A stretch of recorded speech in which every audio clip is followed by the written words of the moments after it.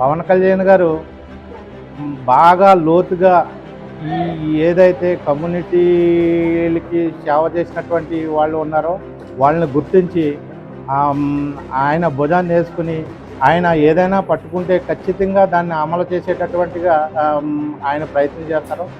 కానీ ఈసారి చిలకూరు పాపారావు గారు ఆయన ఉనికిని కాపాడుకున్నారు. అంటే ఆయన అసలు చైర్మన్గా ఉంటే ఏం చేయాలో చేసి పెట్టారు. విశ్వనేత పవన్ కళ్యాణ్ గారు కూడా చాలా ఇష్టం. పవన్ కళ్యాణ్ గారికి కూడా అగ్నికుల క్షత్రియులు అని చాలా మంచిగా సంబోధిస్తుంటారు. గుర్తించి ఆయన జన్మదిన వేడుకలు మరి ఆధికారికంగా చేస్తున్నారు కదా. అంటే ఇటువంటి ఒక స్పిరిట్ ఉండే ఆయన పవన్ కళ్యాణ్ గారు. అలాగే మంచి మనిషికి చైర్మన్ ఇవ్వడం వల్ల, అంటే చిలకూరు పాపారావు లాంటి వాళ్ళకి మంచి చైర్మన్ ఇవ్వడం వల్ల ఈ పని జరిగింది. వీళ్ళు ఖచ్చితంగా చిలకపూడి పాపారావు గారిని, అలా పవన్ కళ్యాణ్ గారిని యావత్ అగ్నికుల క్షత్రియ జాతి జీవితాలు గుర్తు. కళ్యాణ్ గారిని చూశానండి. అంటే కళ్యాణ్ గారు నాన్ కన్ఫర్మెన్స్ అండి. ఆయన ఏమి ఆశించకుండా ప్రజలకు సేవ చేయడంగా వచ్చారు, ప్రజలు సేవ చేస్తారు. ఈయన ఈ పని చేసి చిరస్థాయిగా అగ్నికుల క్షత్రియులు గుండెల్లో ఉన్నాడని చెప్పారు. సార్ మీ పేరు? మళ్ళా రాధాకృష్ణ అండి. ఏ ఊరండి? కాట్రేని కొన్నాం.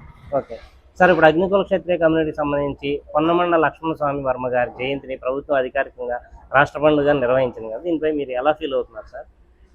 ఇది మా కమ్యూనిటీకి చాలా అదృష్టంగా భావిస్తున్నాం. కమ్యూనిటీ పరంగా ఈ మహత్తర కార్యక్రమాన్ని రాష్ట్ర వ్యాప్తంగా పండగ కింద చేసుకోవటం చాలా ఆనందకరం. ఈ కార్యక్రమానికి పూర్తిగా సహకరించినటువంటి మన పవన్ కళ్యాణ్ గారికి ధన్యవాదాలు. మా అగ్నికుల క్షత్రియ ఐక్య మహాసంఘం తరఫున, అగ్నికుల క్షత్రియ తరఫున ధన్యవాదాలు తెలియజేస్తున్నాం. అలాగే మన చిలకలపూడి పాపారావు గారు ఈ కార్పొరేషన్ చైర్మన్, అగ్నికుల క్షత్రియ కార్పొరేషన్ చైర్మన్ అయినటువంటి పాపారావు గారికి ముఖ్యంగా ఆయన కూడా మా ధన్యవాదాలు తెలియజేస్తున్నాం. ఈ కార్యక్రమాన్ని రాష్ట్ర వ్యాప్తంగా అనేక కోణాల్లో, అంటే అనేక రకాలుగా ఈ కార్యక్రమాన్ని చేస్తున్నారు. అలాగే ఈరోజు జరిగినటువంటి ఈ కార్యక్రమానికి భారీ ఎత్తున ఉమ్మడి కూటమి సభ్యులందరూ వచ్చి మహానుభావులకి కార్యక్రమాన్ని ఇక్కడ బొడ్డు సత్యనారాయణ ఫంక్షన్ హాల్లో కార్యక్రమాన్ని చేయడం జరిగింది. మేము చాలా ఆనందపడుతున్నాం.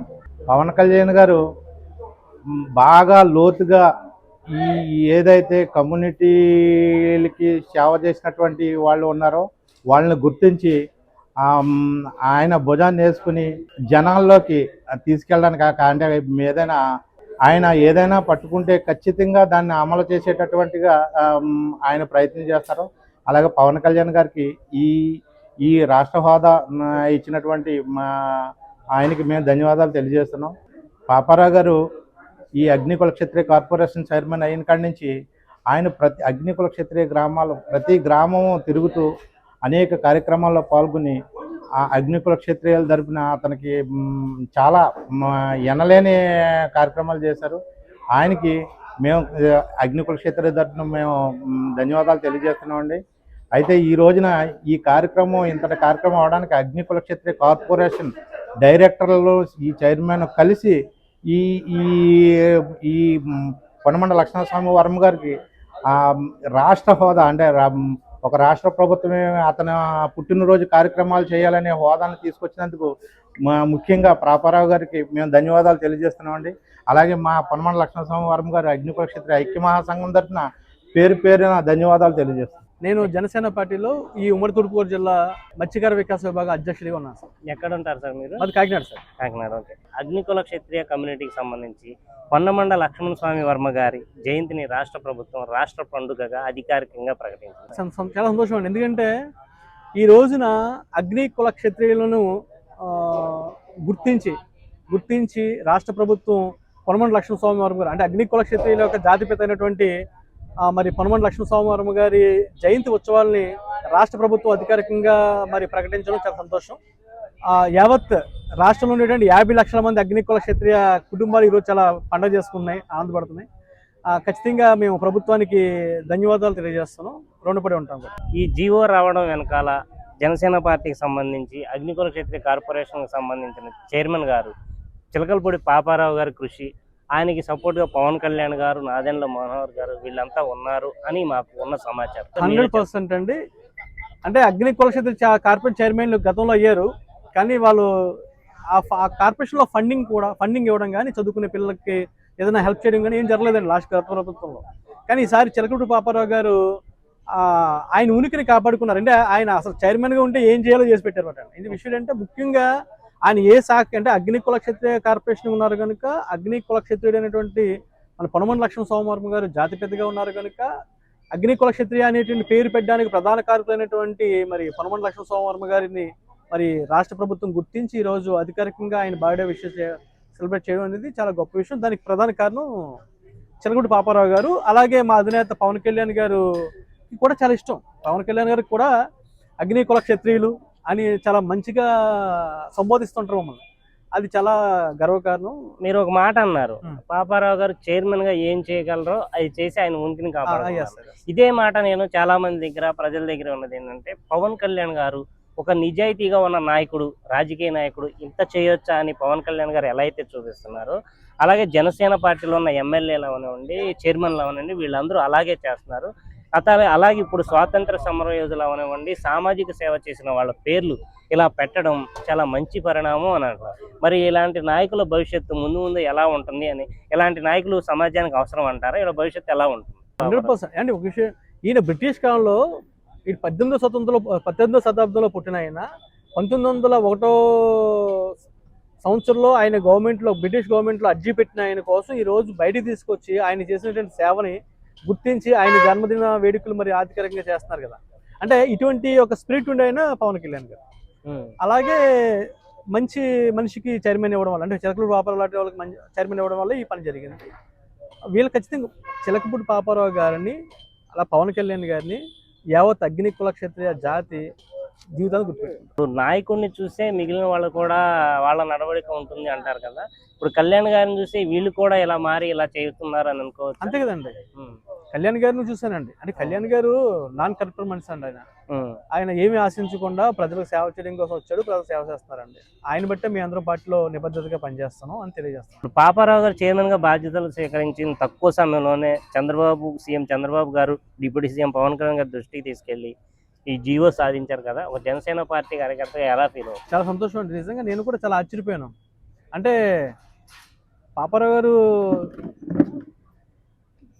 చాలా బాగా చేశారండి. విషయం ఏంటంటే, చైర్మన్గా తన వంతు తన ధర్మాన్ని తను చేసేసాడండి. లేకపోతే కుల సంఘాలకి చైర్మన్లుగా ఉండేవాళ్ళు ఏమీ చేయలేరు. ఆ టైం పీరియడ్ అయిపోయిన తర్వాత చేతులు ఎత్తుకు నుంచోవడం తప్ప, ఖాళీగా నుంచోవడం తప్ప. కానీ ఈయన ఈ పని చేసి చిరస్థాయిగా అగ్నికుల క్షత్రియుల గుండెల్లో ఉన్నాడని చెప్పవచ్చు. అగ్నికుల క్షత్రియుల ఆత్మగౌరవాన్ని కాపాడేందుకు పవన్ కళ్యాణ్ గారు జనసేన పార్టీ చూపిస్తున్న చొరవపై మీ స్పందన ఏంటి? అంటే పవన్ కళ్యాణ్ గారికి అగ్నికుల క్షత్రియులు అంటే ఇష్టం.